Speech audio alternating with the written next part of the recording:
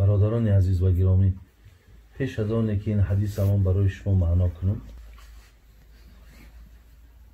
یک چند روز پیش وقتی با همین تلفن اگر درست استفاده برای خیلی خوبه. اصلا اینترنت وقتی یک موضوع را من تیار میکردم، میکفتم، سوال میکنم، علم های دنیا را از اونجا میگرفتیم جوابوشا.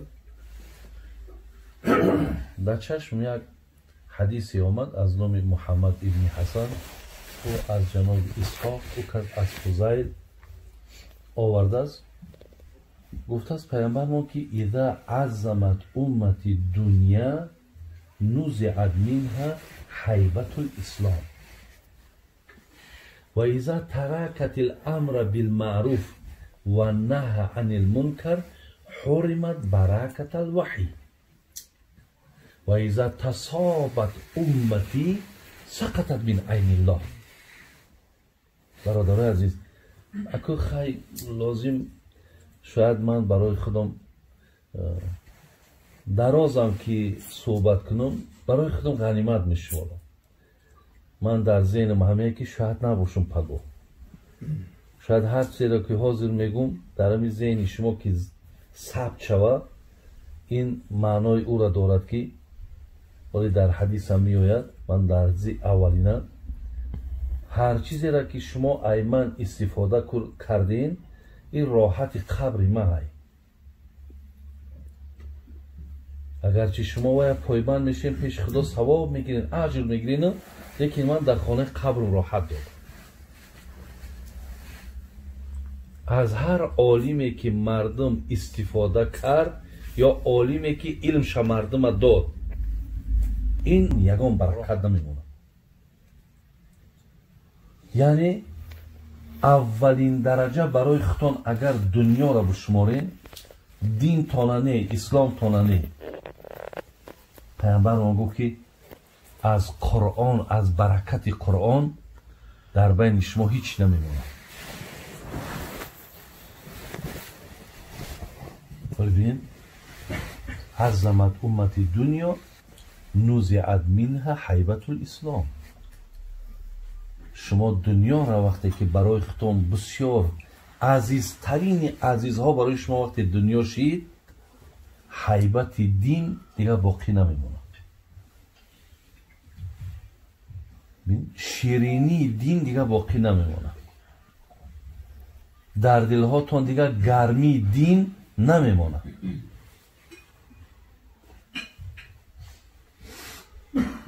اینا برادرای عزیز، ما باید هیچ وقت دنیای ما باید دویم درجه باشد. اولین درجه ما برادرای عزیز این دین ما هست،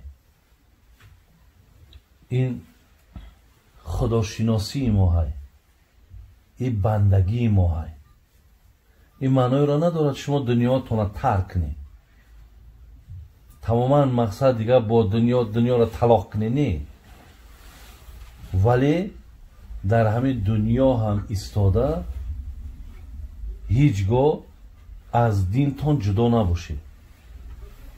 یعنی دنیا سبب این نشود که تو فقط دنبالش باشی و بسیاری از امرهای الهی را همیتا ترک کرده و پایمال کرده رفتن بگیری. اگر ماها همچنان شدیم، دیگر هیبت دین برادرای عزیز در قلبای ما شما دیگر باقی نمیماند، باقی نمیماند. ولی بینید همین دنیا را اولین درجه شماریدیم که برای دنیامون نمازامون هم که ترک شود راضییم. دنیا را اولین درجه شماریدیم که یکدیگرمون را فریب میکنیم، یکدیگرمون را خیانت میکنیم. دنیامون را اولین درجه شماریدیم که دست به زنا میزنیم، دست به تهمت میزنیم، دست به دزدی میزنیم، غیبت یکدیگر میکنیم. همه اینا برای چی هستند؟ برای آن که ما دنیامون عزیزتر برای ما دنیا شدگیه. دنیایی که برادر است میدونید که پیامبر گرامی در نسبت همین دنیا چی گفته است؟ گفته است لو كانت الدنيا تعدل عند الله جناح بعوضة ما سقى منها کافرا ما. اگر همین دنیایی که ما در همین دنیا ببینین با تمامی اون چیزی که قهر غضب خدا هست وقتی دست میزنیم میگه همین دنیایی که شما را به همتری بدبختی ها آلوده کردگی های برای خاطر همین دنیا در نزد خداوند میگه با مثالی وزن پری پشه قدر نداره. پری پشه جناح بعوضتی، جناحش پر، بعوضش هم پشه. پری پشه چند وزن داره؟ با همین مقدار میگه نزد الله مهربان این دنیا میگه هیچ اعتباری نداره. لیکن با همین پری پشه که وزن نداره که یک خدامون ایستاده بینیم چیکار کیسی ما تو این دنیا را برای این نداده که ما چیکار خواهیم رنگمو گاوی را که بگیم ای سرش بندش هم میگیرن سرش میتن کجای میروه تو او خیل نیستی. الله از آفرینشی تو بسیار طلبات های زیاد داره. او گاو روز قیامت قصاص یادیگر را گرفتن خاک میشوند میروند تمام. یکی دوزخ جنت برای موتای.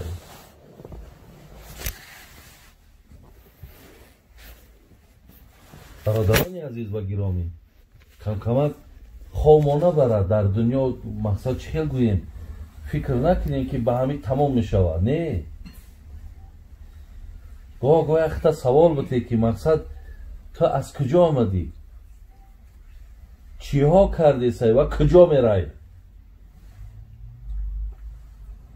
هر یک دیدگی های در دنیا میبینی برای تو باید درس باشد.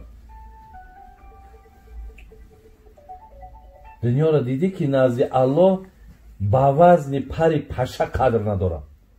آیا ارزنده که ما برای مثال همین امارت همین دنیا منشیده آخرت ما چپه و علنگار کنیم؟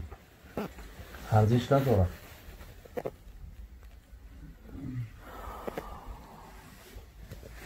تو را دنیا همه گوید شب و روز.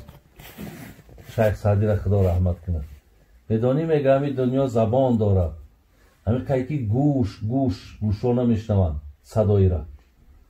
تو را دنیا همه گوید شب و روز که هان از صحبتم پرهیز مده خود را فریب از رنگ بویم که هست این خنده من گریه آمیز. تاکیدت میکنم که مرا برای خود دوست نگیر، مرا رفیق نگیر، مرا همنشین نگیر، زیرا من دوستی هستم که فقط میخندانمت. یکی وقتی از دنیا پدرود گفتنده از مواری دوست پشیمان میشه گریه کده میره. پشیمان میشه که این خیلی من دوستی بدبختی داشتم. برادرانی عزیز و گرامی همین دنیا را الله در سوره عنکبوت اعوذ بالله من الشیطان الرجیم و ما هذه الحیات الدنیا الا لهو و لعب و این دار الاخره لهی الحیوان لو کانوا یعلمون. خدا میگه میدونین همین دنیایی که در همین دنیا چقدر شما یک بار کردارهاتون همه کارهاتون برای همین دنیا هست. همه این قهرگی هامون، همه بدبینی هامون، همه حسد هامون، همه بخیلی هامون همه برای همین دنیا هست. همه همین جنگ هایی که در روی عالم هست همه برای دنیا هست.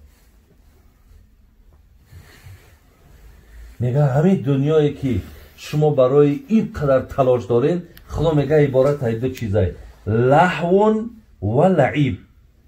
لهو و لعب، لهوش بیهوده چیزی بیهوده و لعب، لعبش لعبه. عرب ها لعبه بازیچه را میگن. میگه بیهودای بازیچای خدایی که می دنیا را آفرید همو گفته سای می دنیا چیه و الله میگه و این دار الاخره لهی الحیوان لو کانوا یعلمون. هر آینه حیات ابدی، حیات جاودانی، حیات زیبا میگه در آخرت است اگر شما میدانسته باشید.